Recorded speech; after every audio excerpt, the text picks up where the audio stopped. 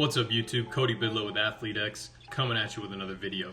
Today we're following up on my last video, which was best exercises for speed, and we're going to dive into a little bit more detail regarding strength and power training. After this video, I'm going to go into some more detail, so make sure to stay tuned for that. While you're here, hit subscribe, hit that bell so you get notifications, and hit that like if you like the video. So when it comes to strength training, power training, sprint training, any type of sports performance training, you need to consider progression over time as the main theme.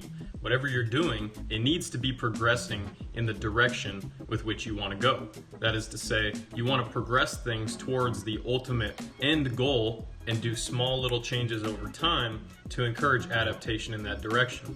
If you get off the couch and you go try to run flying 20s to improve your speed, you're probably not going to run very well. Whereas if you were to start maybe with some acceleration work, you extend it over time, you increase the intensity over time, change the footwear, change the surface, and you do things so that you're progressing incrementally in the direction you want to go, you're going to have a lot better of an opportunity to improve throughout the whole year of training or multiple years of training or whatever. When it comes to strength and conditioning for sprinting, speed, whatever it may be, the same theories, the same ideas, and the same theme of progression needs to be present in order for you to achieve the most that you can. When it comes to just raw strength and power training, I kind of separate it into 6 different distinct categories.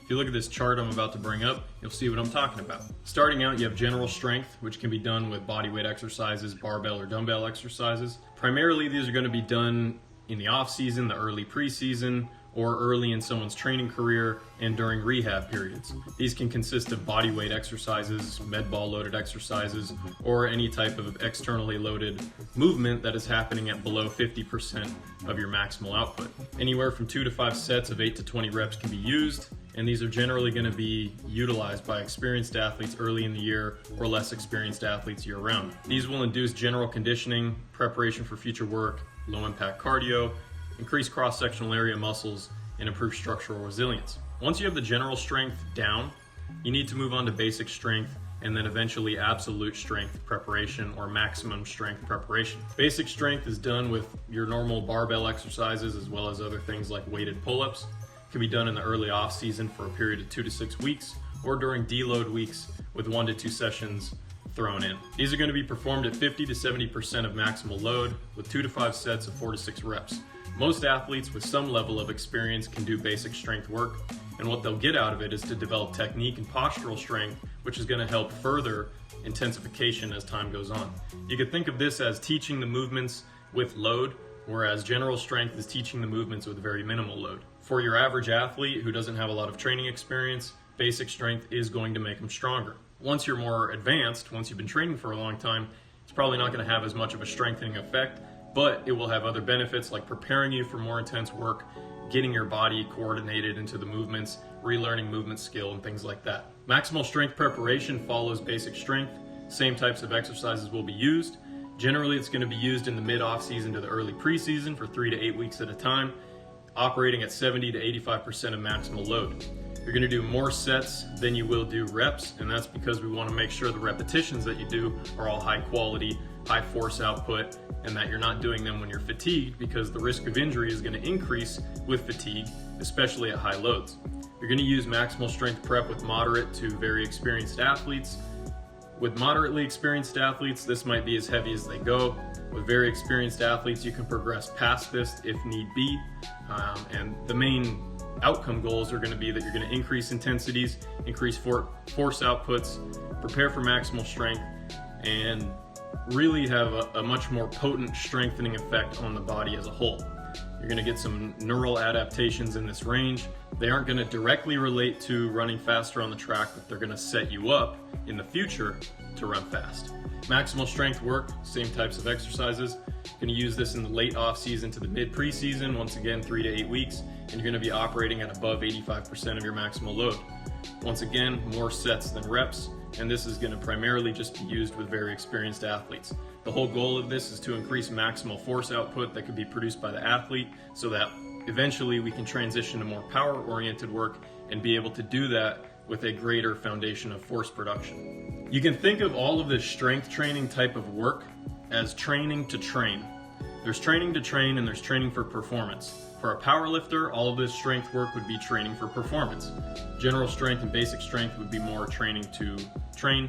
But in the case of sprinters and other explosive athletes, the heavier loading, the slower loading, all of that is training to train. You're preparing yourself for other types of training so that when you perform those, you're going to be better set up to be successful with those training methods. Training to perform would be more of the power-oriented work, the high-velocity strength work, and maybe even some special exercises that we'll talk about at another time. I break power down into two main categories. You could call them strength, speed, and speed strength, or slower power and faster power.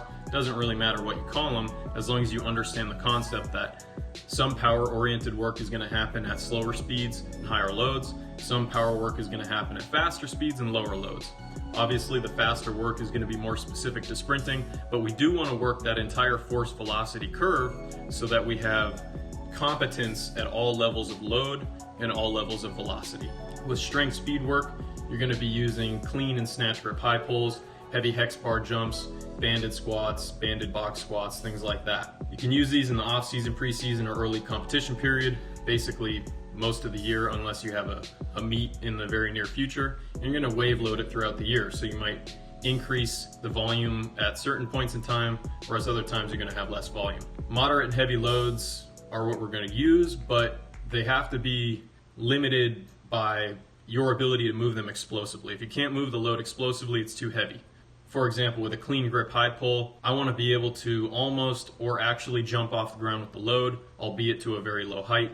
It's sort of that combination of strength and explosiveness, and this is where I would consider it to be sort of a tool you can use to convert maximal strength into the faster power outputs that we want. So even though this is training to perform, it's sort of blending the work that you do where you're training to train into the work that you're doing when you train to perform well. Relatively low volumes on this type of work, it's going to require a lot of neural drive and likely make you pretty tired. Your muscles themselves won't get that tired, but overall, after you do this type of work, you're probably going to feel it for a while. Also, when you first integrate this, even if you've been doing heavier loads, say you've been doing deadlifts or something like that, well, when you follow it up with a heavy clean grip high pull, because of the fact that it's more explosive and faster, you might get some more soreness. So just pay attention to that when you incorporate this type of work. I'd use this work with moderately to very experienced athletes. Probably wouldn't use too much of it with less experienced athletes simply because they don't have the force output capability to make the most out of this type of exercise. They can still do power-oriented work, but I would probably avoid the really heavier power work and focus on lighter, body weight or lightly loaded exercises paired with more of that maximal strength prep or basic strength work if it's a less experienced athlete. The outcome goal of slower power work is to produce high forces at moderately high velocities, and like I said, ultimately the goal is to convert maximal strength into power outputs. Speed strength or faster power, this is where we're going to use power cleans, power snatches, hex bar jumps with a light load, banded squats or box squats with bands, heavy sled sprints, and you can also do barbell squat jumps, but in the interest of saving your spine, a light hex bar jump is probably going to be safer for most people. You're going to use this work year round, so pretty much from day one you're going to want to incorporate this type of faster power output work, but you have to keep in mind that you're going to get the most out of it when you've done that maximal strength work or the maximal strength prep, and then you've sort of converted that into this faster power output by doing some of that strength, speed, slower power work. So you want to incorporate all these loading types, but the faster power, speed strength work is going to be our bread and butter throughout the entire year. Especially once you're at a level of strength where, for example, I could conventional deadlift around 525, 530 pounds at my peak this last off season. For me, I have a lot more to gain at that point out of converting that strength into power than I do moving that level of maximal strength up. On the flip side, if I could only deadlift 200 pounds, bang for your buck, you're going to produce more power simply by getting stronger. So if you're weak, you need to get stronger so that way eventually you can produce higher levels of power output. You sort of need to delay your desire to use that fancy power-oriented work and wait until your body is prepared to utilize it. So as you can see, we can break down strength training types into various categories that are a little bit easier to understand and digest and implement into your training program. As you can see on the chart here, we want to progress over time from the general strength work to the basic strength, then maximal strength prep and maximal strength work, all while incorporating power work throughout the year. If you incorporate all these workloads throughout your career and throughout your season in a progressive manner, where you're constantly changing just little bits at a time, I think you can see a lot of benefit, and I think this is one of the simpler ways to view training progression and strength training for explosive athletes. Thank you for watching this video. I hope you got something out of it. Please leave a comment below if you have a question, hit that like button if you like the video, and subscribe at the button down below. Also, if you want to get early access to a training manual I'm coming out with, make sure to check the link below in the description. You can sign up, get your email in there. I'm not going to spam you, but I will email you when the training manual is ready, and you can purchase it at a discount and get it before everyone else. Thank you guys for tuning in. Catch you in my next video.